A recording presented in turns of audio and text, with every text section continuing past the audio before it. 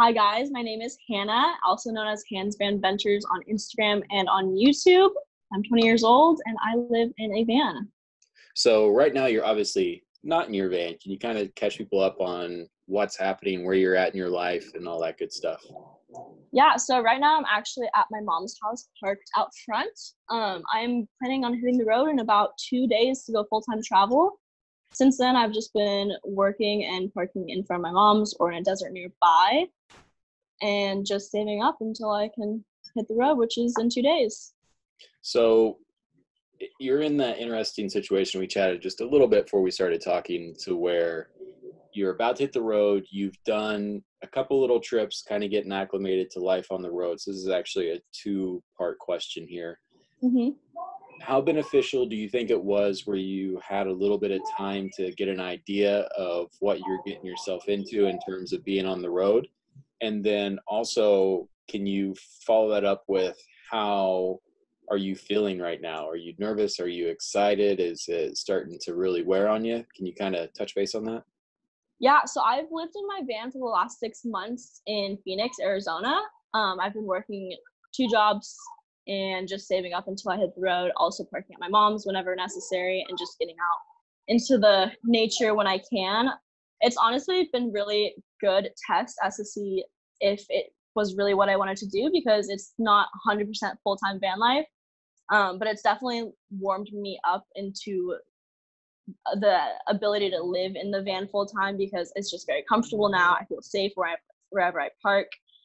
Cooking in the van is easy. Going to the bathroom in different places is easy, and just being able to pull up anywhere and sleep is amazing. Right now, feeling wise, I'm super, super excited. I've been waiting for this moment for the last 2 years, just saving up for the van, and now I have the van, and now I'm just finally able to hit the road full time. And it's a little bittersweet just because I'm leaving my family, which is the first time. I'm not going to be living with my mom, which is also a first for me. And just saying goodbye to all my friends has been a little weird, especially with this whole coronavirus going on right now. I'm not able to see all of my friends and say goodbye, which is a little rough, but at the same time, FaceTime has been a huge, huge thing, saying goodbye to them. But I'm definitely more excited than anything.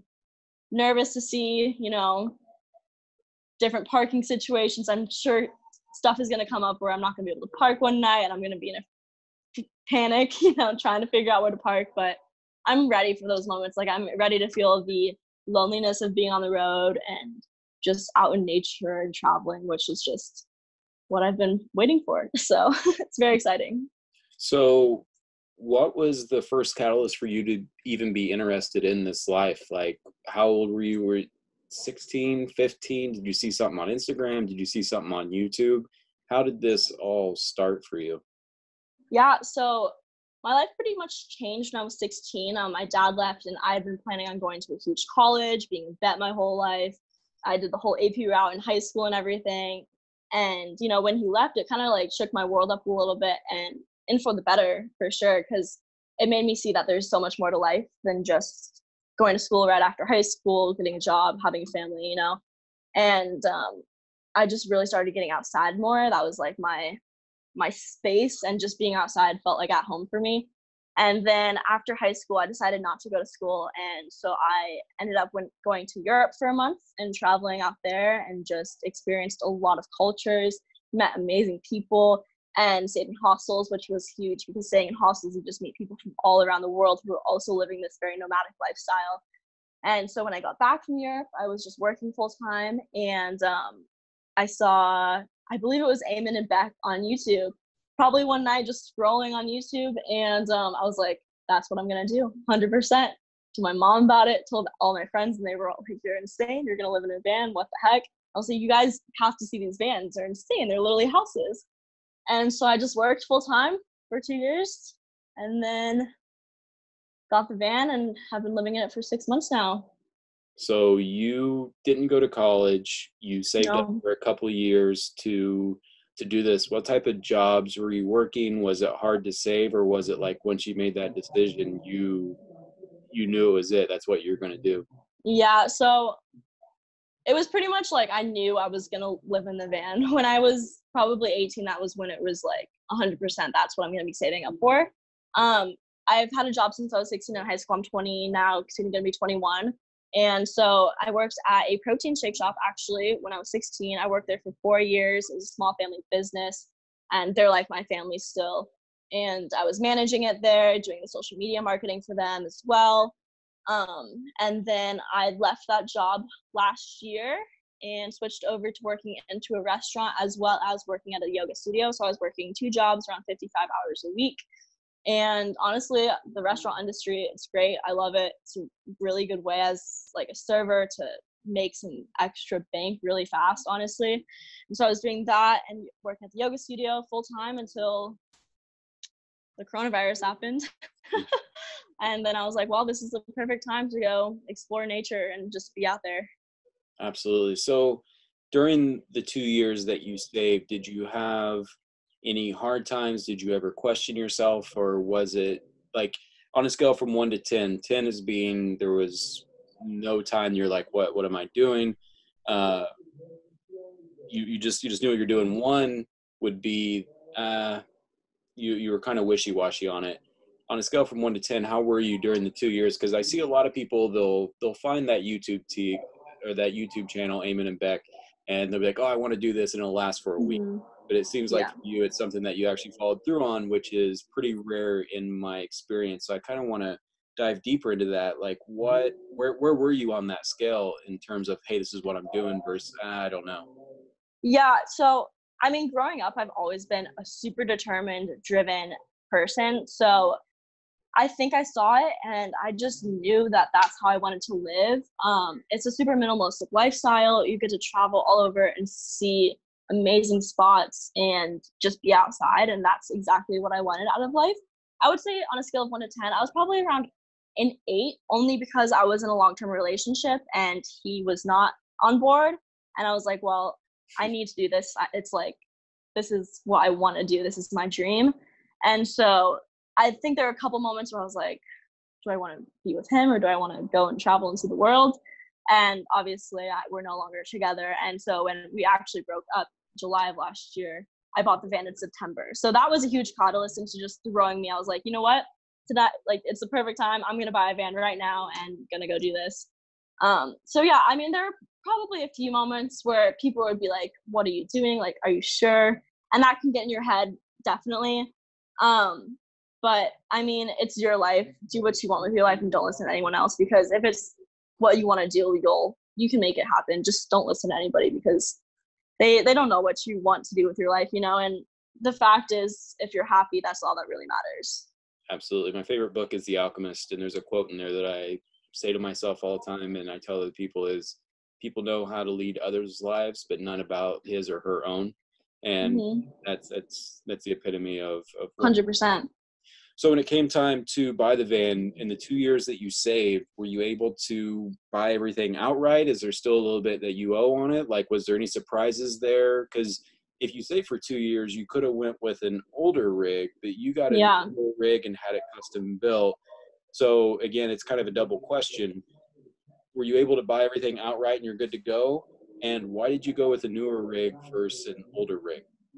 Yeah, so I still have a loan on the van that I'm paying off monthly payments. The reason that I went with a newer van versus an older van is I'm very not mechanical at all, and it came with a 5-year warranty, which I thought would be amazing in case I'm ever on the road and something happens and I need to get it fixed. Plus, it's nice to have a warranty because some older vans, they have some issues, engine issues, where it can be up $10,000 to fix the engine, which I definitely did not want to have to pay. And as for the build, I found a company who was a little bit smaller side. They don't specialize in vans whatsoever, and they were really reasonable. I paid that out of pocket. So the van I still have a loan on, paying monthly payments, which is completely fine. And yeah, so that's why I went with a newer van as well. Gotcha. Yeah, I mean, a lot of people ask me like how much it really costs to live on the road. And if you compare living in this bus, my diesel, my food, my health insurance, everything is basically in a city. It comes out to about $1,000 to $1,100 a month. And that's with $200 extra that I factor into everything for breakdowns, for the yearly maintenance. I just add that into my budget. So, I mean, if you just have to pay for a van payment and that's your rent, That's Yeah. too bad. I pay like my monthly bills on my van payment, my van insurance. I mean, I just got Wi-Fi in the van, so I'm doing like monthly plans for that, gigabytes and stuff like that. But honestly, it'd be way more expensive to live in a city than in my van. Absolutely. So when you hit the road, I know this is a unique time because Corona's kind of hitting everybody right Yep. now, but what is your plan for money on the road? Are you just doing the savings thing and trying to live cheaply? Do you have any gigs that you have lined up? What do you plan on doing? Yeah, so right now I'm just using what I have in my savings. I'm gonna just try to be as minimal as possible. Thankfully, gas is really cheap right now as well, which is honestly a huge plus. I'm also trying to get my YouTube monetized and hopefully can make a little bit of money doing that. And I'm planning on being up in Montana sometime later this summer, and I wouldn't mind getting a job up there if places are open. Yeah, it is an interesting time to be leaving. I definitely have gotten some negative feedback so far, but in the grand scheme of things, living in a van, being out in nature by yourself with your dog and just stopping at gas stations, and I think that's 100 times better than being in the city, going to the grocery stores, going to doctors, doing anything really. You're still in way more exposure because you're around tons more people than just being out in the middle of a beautiful place by yourself, you know? Man, I'm so excited for you because my very first van trip back in 2009, beginning of 2009, I just drove around with my dog in my van for the first time, just hitting the road. Like Yeah. I feel it in my stomach right now talking to you. It's something that you can't ever relate to people. I'm sure there's small trips that you've even taken right now when you go Yeah. to the desert and you come back and try and tell your friends about it. You can't really convey on how much it actually means to you and how much it kind of changes your perspective. How it just feels. Yeah. Yeah, when I first bought the van, it was completely gutted. I threw an air mattress and my hammock up in there, took my dog out to California for 7 days and just lived on a street and was a huge beach bum. And I came back and I was like, I am so excited. Like, I cannot wait to be doing this. So it's kind of, I can't really ask the storage questions that I had for you because even though you've taken smaller trips, you really haven't lived in it's kind of different, right? Like how long have you actually lived in one city now? Have you felt like it's home now, or does it feel like you need to get on the road and move things around and figure out Oh what? no, it 100% feels like home. Being So at my mom's house feels like I'm just visiting, you know? It's just yeah, a friend's house I'm stopping by at. The van is 100% my home. I mean, I sleep there every night. I go out into the desert usually in park and just go to bed.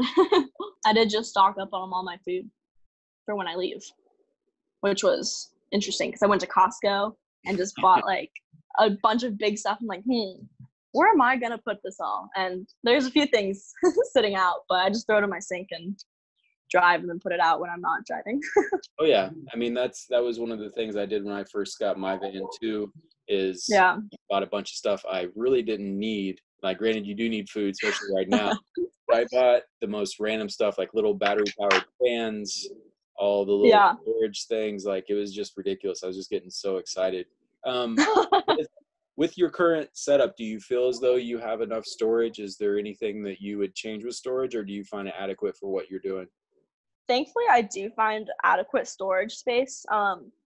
Pretty much anything like under my benches, I have storage space, which I'm using for like dog food and extra storage for food that I've just am gonna have saved up for a few months, just non-perishables. My cabinets are pretty deep and like I have huge drawers that I throw a lot of my food in, and I definitely feel I have enough storage. I mean, I've got drawers for my clothes. I even have an empty cabinet right now. So don't know what I'm gonna put in there, but Give it time. It's going to be yeah, I'm fun. sure it'll get full fast. So And far, with your trips, what is an item or items that are combined together that you couldn't live without in your rig so far? yeah, I mean, my computer is super necessary, especially with the life that I'm planning on doing with social media. My camera is super important. To stay busy, I have painting stuff in the van. I have my ukulele just so I don't get super bored, you know. Books, super important. Having podcasts downloaded, that's huge key for long road trips and stuff. Um, I have my journals because I love to write, and that's just my little escape in the morning. French press, highly necessary. A heated blanket. I have a 12-volt electric blanket that I bought off of Amazon, and it has honestly made sleeping in the cold weather so much more comfortable. It's amazing. So how is that powered? I mean, does it take a lot of juice, or do you have a decent battery system? How do It you, honestly doesn't use that much juice. It's just a 12-volt you plug into the cigarette lighter. I do have 300 watts of solar panels and then 2 batteries. So, I mean, I have decent amount of power, but it doesn't take that much.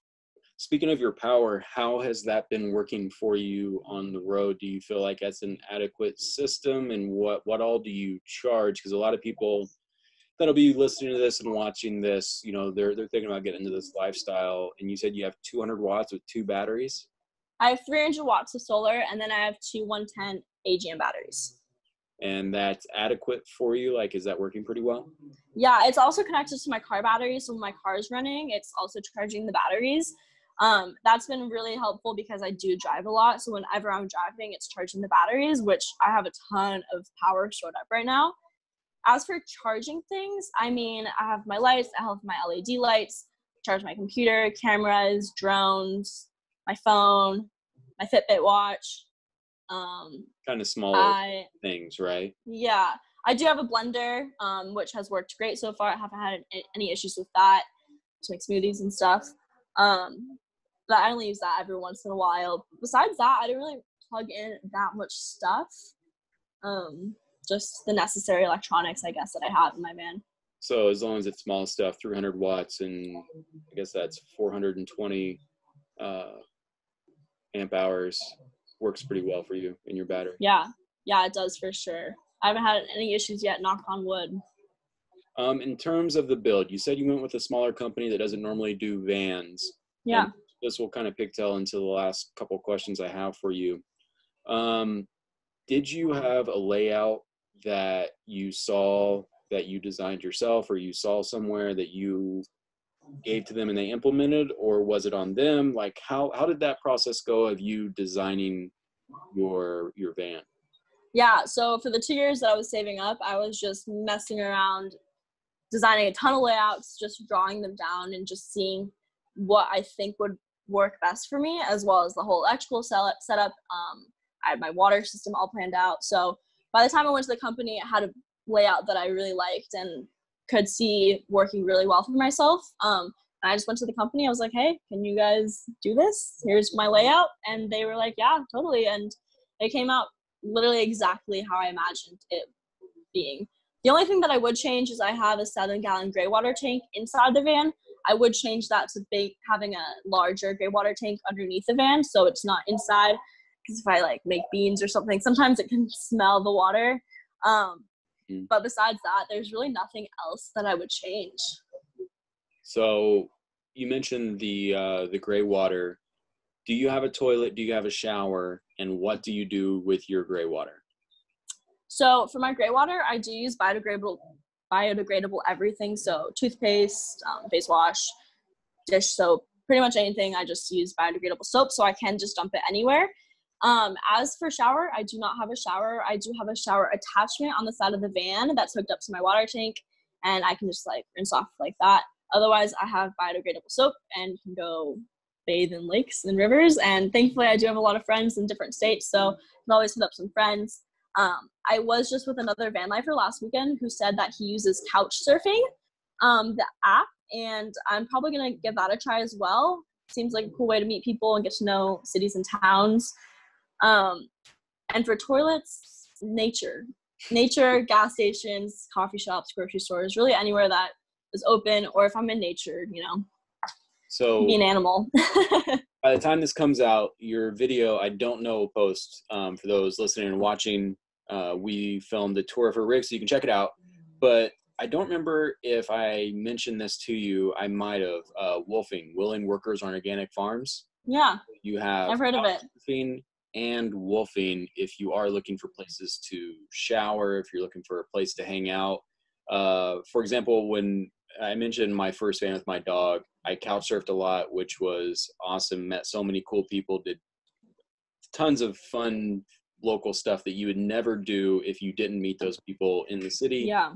And wolfing, you go to a farm, work for a week or two, and basically you work 2 or 3 hours a day in exchange for food and a place to park and showers and all that good stuff. So, as things with Corona continues, and they start shutting down public lands, if they do that, or any other spot, couch surfing and wolfing are two options people can look into for sure.